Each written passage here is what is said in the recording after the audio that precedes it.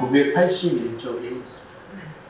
첫째 줄 알고 저와 여러분들이 한 절씩 들어가고 마지막 구절은 다 같이 공동하는 걸로 하겠습니다. 이새의 줄기에서 한 싹이 나며 그 뿌리에서 한 가지가 나서 결실할 것이요 그의 위에 여호와의 영 곧 지혜와 총명의 영이요 모략과 재능의 영이요 지식과 여호와를 경외하는 영이 강림하시리니 그가 여호와를 경외함으로 즐거움을 삼을 것이며 그의 눈에 보이는 대로 심판하지 아니하며 그의 귀에 들리는 대로 판단하지 아니하며 공의로 가난한 자를 심판하며 정직으로 세상에 금전한 자를 판단할 것이며 그의 입에 막대기로 세상을 치며 그의 입술의 기운으로 악인을 죽일 것이며 공의로 그의 허리띠를 삼으며 성실로 그의 몸의 띠를 삼으리라.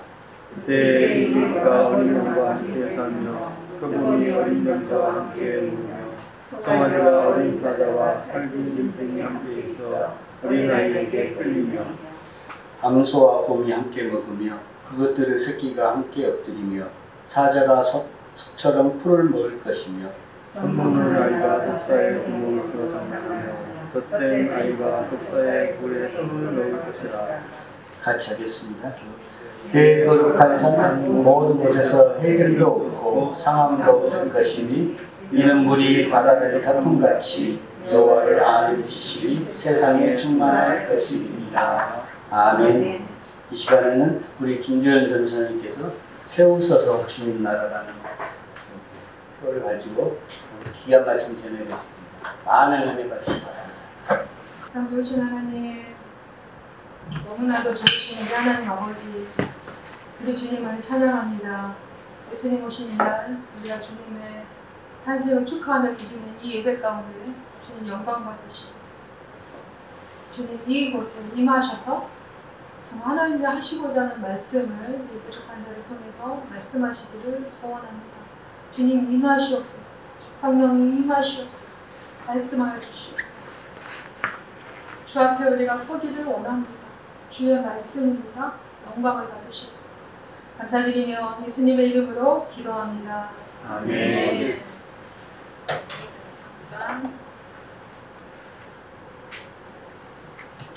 할렐루야. 오늘은 우리 기독교에서 가장 중요한 성탄 축하 예배, 즉 예수님의 탄생을 기뻐하고 축하하는 예배를 드리고 있습니다. 우리 성도님들, 오늘 목사님이 강대상에 앉은 지금 상황이 정말 당황스러우시죠? 저도 정말 당황스럽고 황당합니다. 한 치 앞도 알 수 없는 것이 우리의 인생이라는 것, 또 건강을 자신할 수 없는 연약한 존재라는 것을 인정할 수 없는 그런 시간이 됐습니다. 불안해하지 말아야 되는데 제가 목사님 아픈 걸 보면서 굉장히 불안해하고 떨고 있는 그런 저의 모습을 또 보면서 참 믿음 없구나. 또 정말 불안 염려, 이게 참 너무나도 무섭다는 것을 확인하는 지난 한 주간이 되었습니다.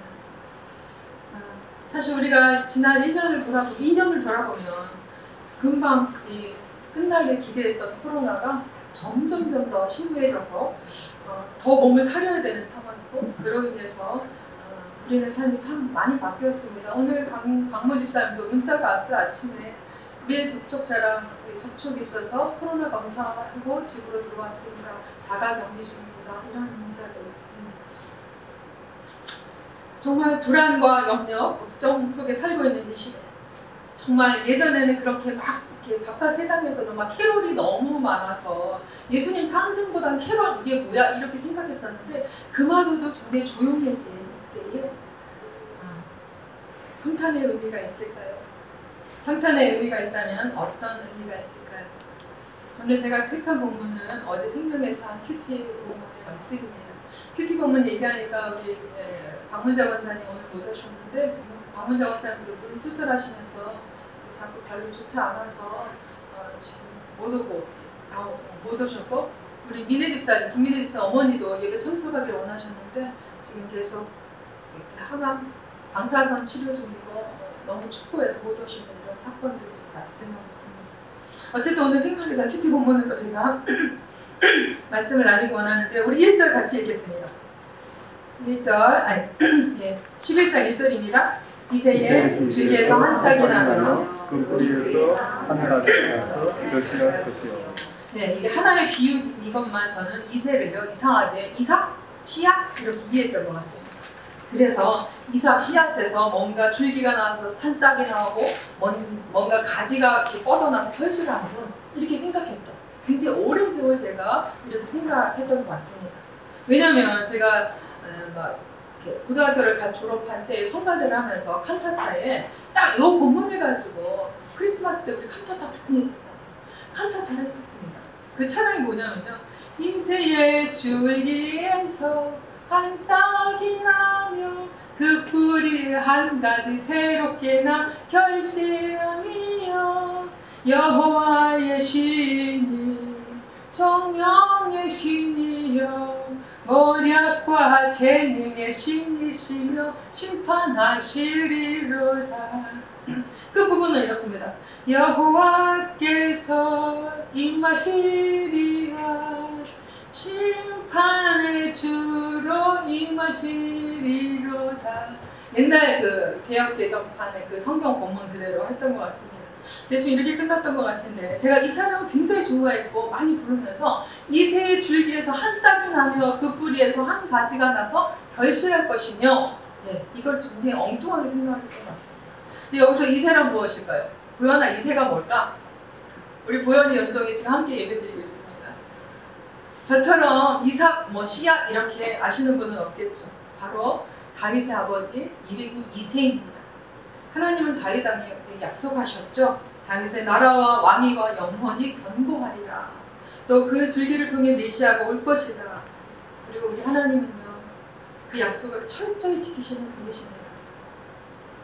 그런데 우리의 생각, 우리의 뜻, 우리의 예상대로 하나님의 약속을 지키시는 분이 아니라 지존자이신 하나님 아버지께서 말씀하신 그대로 말씀 그대로 당신의 계획과 뜻에 따라 약속을 지키시는 그런 분이시죠. 그런데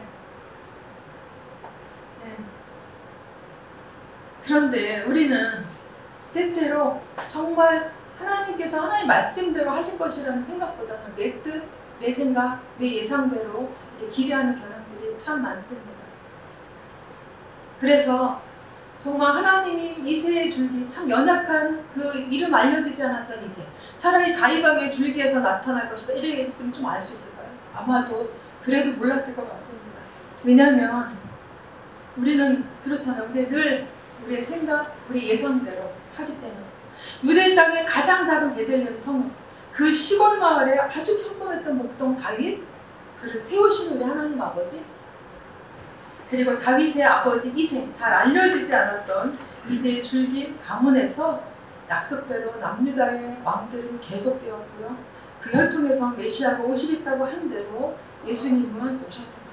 근데 그 당시 유다 그 다윗 왕의 가문은 지금 요즘 우리 이씨지만 태조 이성계 이런 얘기하지만 나 이씨지만 이렇게 얘기하지만 사실 그래? 맞아.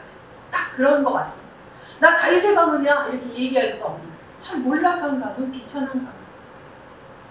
어쩌면 정말 다윗 왕의 아버지 이새처럼 참 미천하고 보잘것없는 신분으로 태어나실 것을 이새의 줄기에서라고 표현을 통해서 미리 예언하고 있습니다.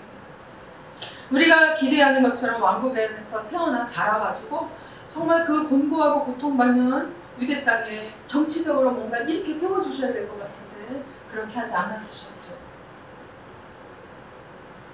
사람들은 이 이스라엘 사람들은 예수님 메시아가 우리와 같은 인간 그 작은 핏덩이로 태어날 것이라고 예상이나 했을까요?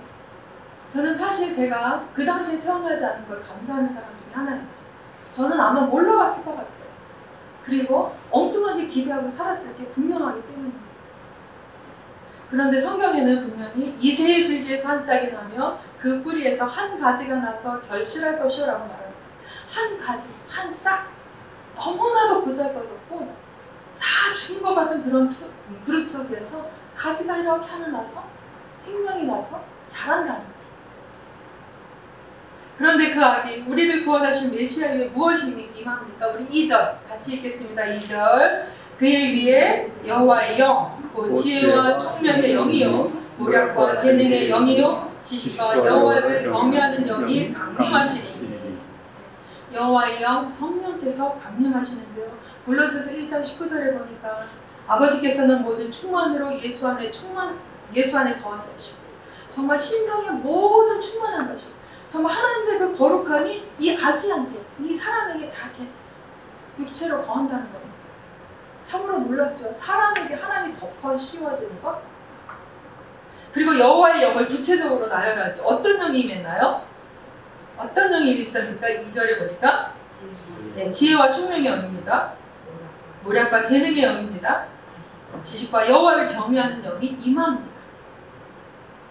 이 지혜와 총명의 영이라 하면 왕이 필수적으로 갖추어져야 할 기본 자질이죠. 솔로몬도 하나님 다 필요 없어요. 부귀 영화 이런 거 다 필요 없어요. 재물 필요 없어요. 장수 필요 없어요. 이 나라 백성을 다스릴 지혜를 주세요. 이렇게 간구할 정도로 지혜와 총명은 왕의 자질 중에 정말 으뜸입니다. 또 모략과 재능의 영, 정말 전쟁에 필요한 어떤 그런 자질이죠. 왜냐하면 왕은 정말 이것을 잘해야 돼서 어디에 어떤 전술, 전략 이런 걸 잘 세워서 전쟁에서 이겨야 되기 때문입니다. 또 지식과 여호와를 경외하는 영, 정말 하나님의 나와 함께 하시는, 하나님의 그 영적 어떤 그걸 느끼며 사는 것.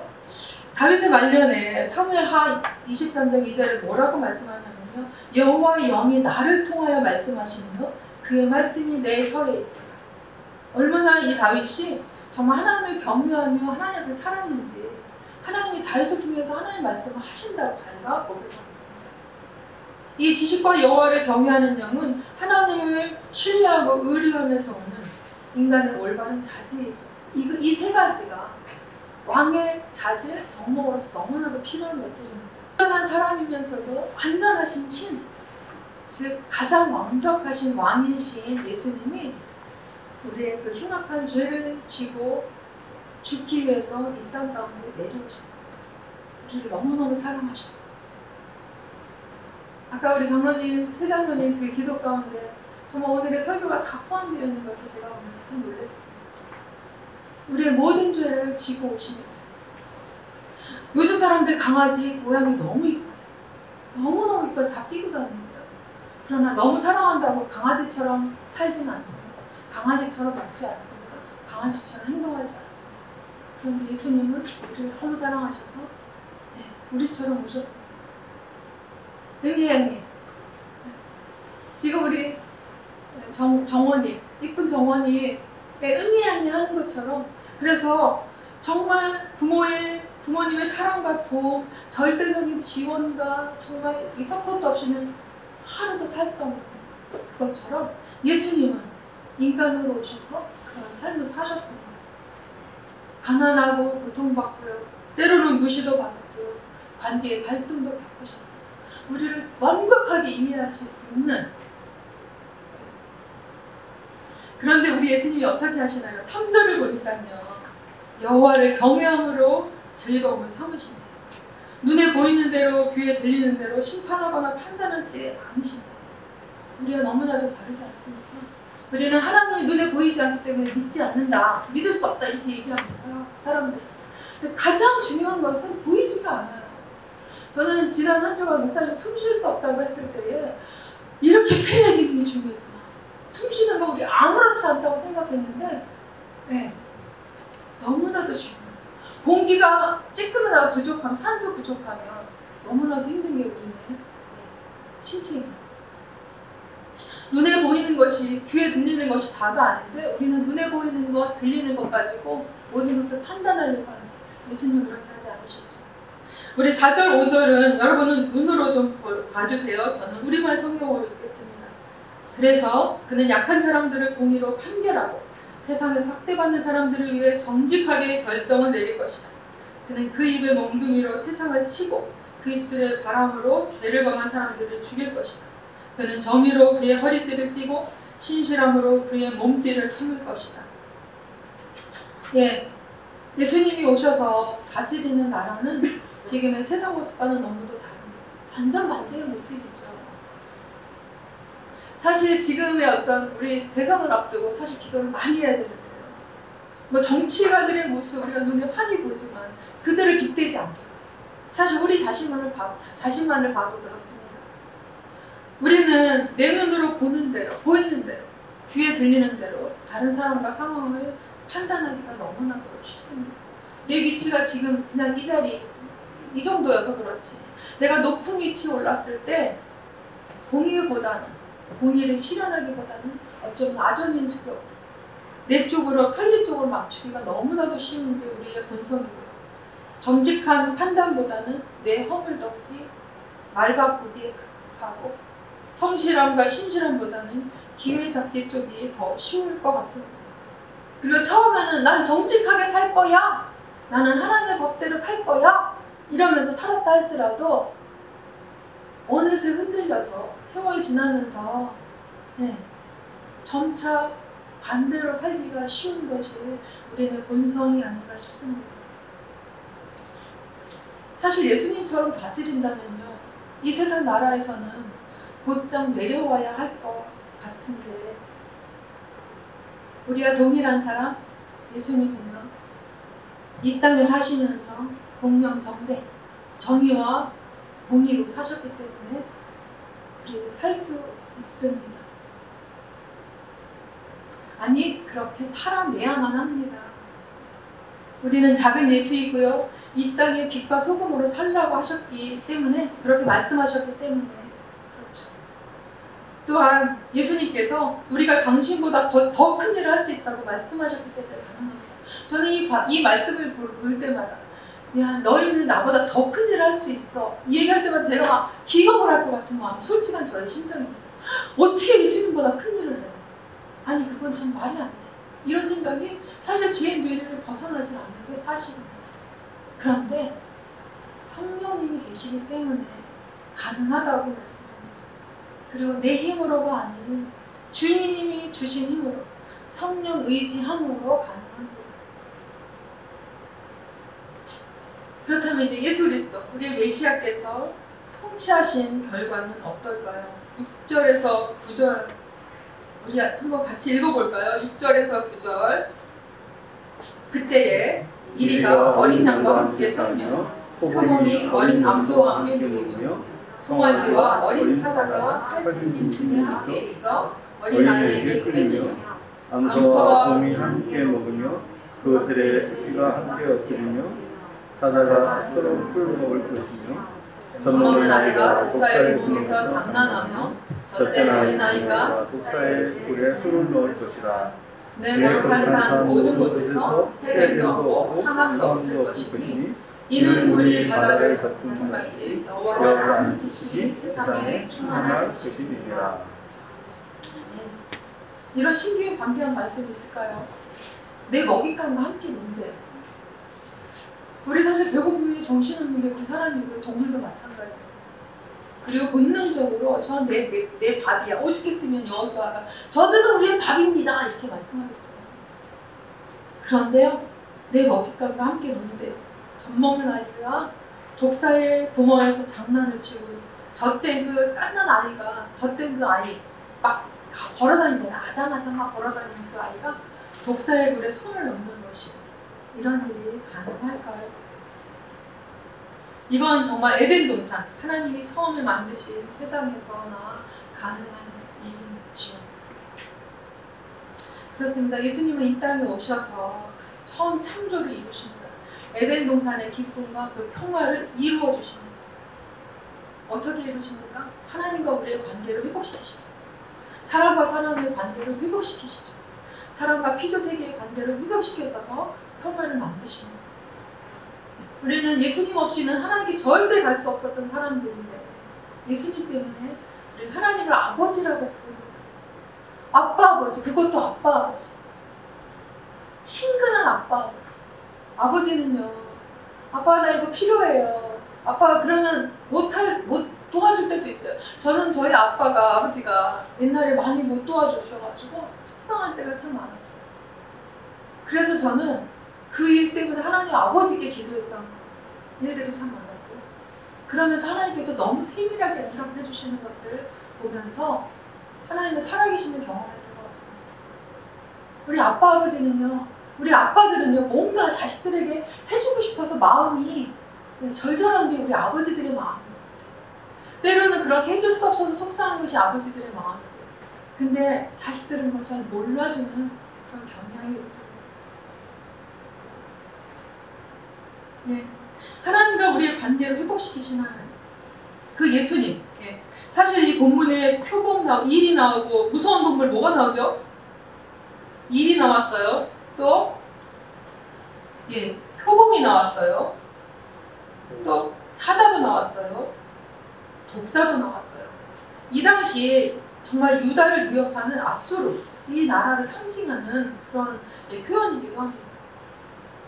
정말 이리 때 같고 표범 때 같고 사자 때 같고 독사 같은 그 아수르. 그래서 언제 몰릴지, 언제 잡힐지, 언제 죽을지 모르는 이스라엘의 어떤 풍전등화 같은 이런 시기.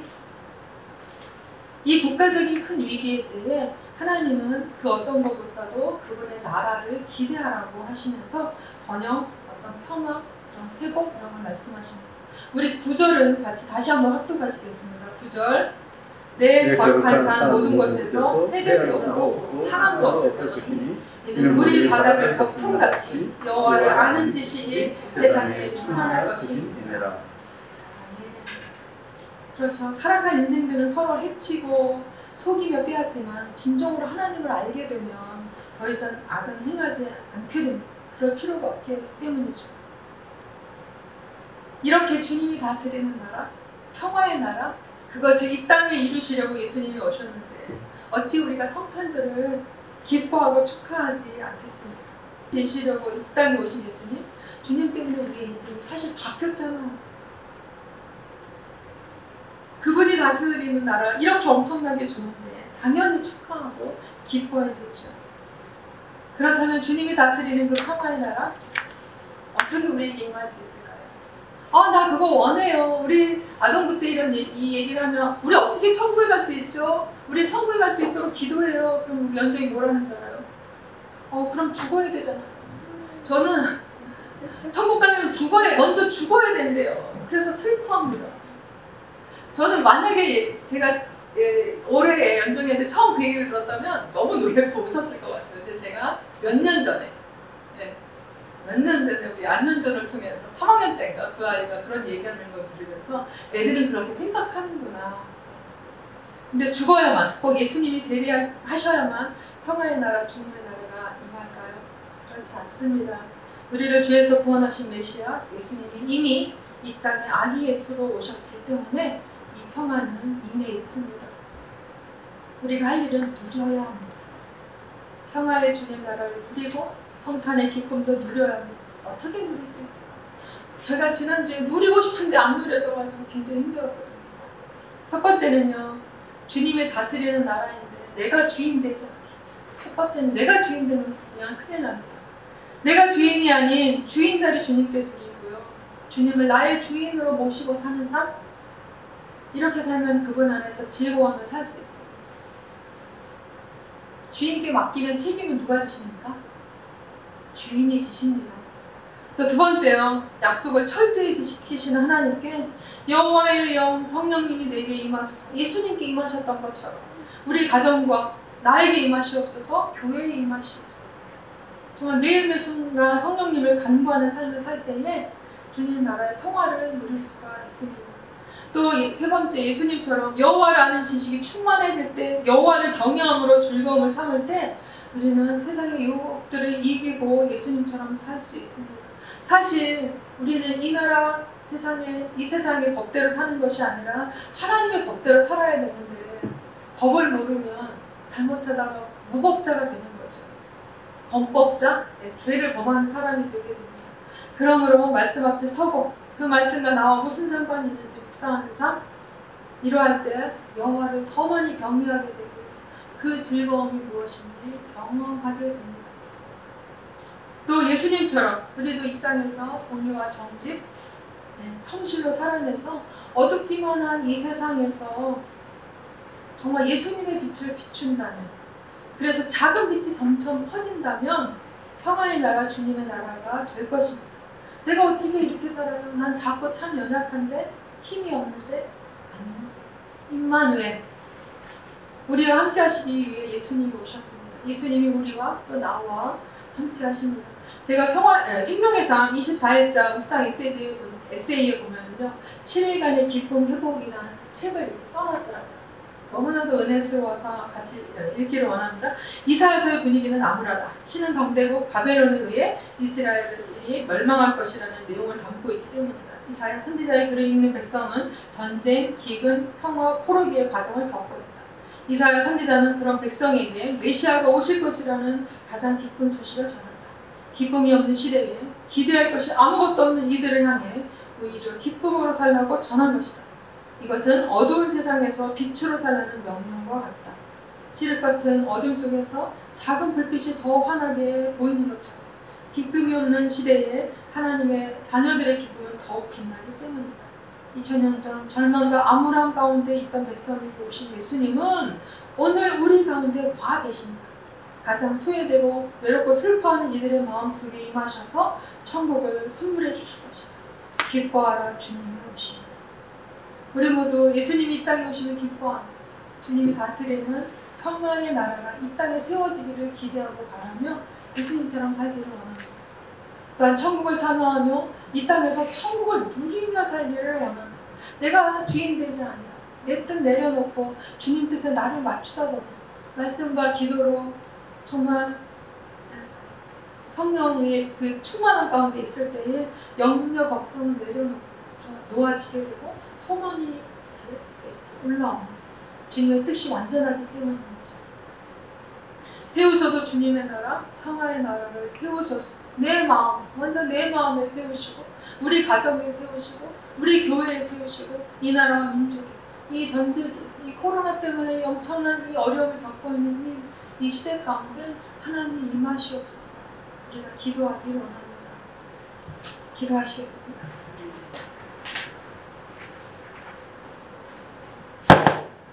하나님 아버지 감사합니다. 이 복되고 귀한 성탄절 아기 예수님을 이 땅에 보내주셔서 감사합니다. 하나님의 영으로 충만하여 영원의 경외함으로 즐거움을 삼으며 이 땅을 공의와 정의로 다스리시는 주님을 찬양합니다. 그리고 주님이 다스리는 아름다운 평화의 나라가 이 땅에 속히 임할 것을 기대합니다. 부족하지만 주님 때문에 그리고 주님과 함께 이 땅에서 천국을 누리며 살 수 있도록 주님 도와주시기를 원합니다. 주님, 무엇보다도 이 세상이 전부가 아닌 영원한 하나님 나라 천국이 있음을 기억하며 소망 가운데 전도하며 살 수 있도록 주님 도와주시옵소서. 하나님, 우리 정철호 목사님을 강건케 해주시고 새롭게 해주시옵소서. 또 부족하고 연약한 자가 두렵고 떨림으로 전한 하나님의 말씀, 이 말씀 중에 잘못 전한 것들은 다 잊혀지게 하시고 오직 주님의 말씀만 살아남아 그 말씀대로 살게 해주십시오. 예수님이 우리의 주인이심을 고백하며 감사합니다. 예수님, 우리 가운데 아기 예수로 와주셔서 감사합니다. 예수님의 이름으로 기도합니다. 아멘. 축도하겠습니다.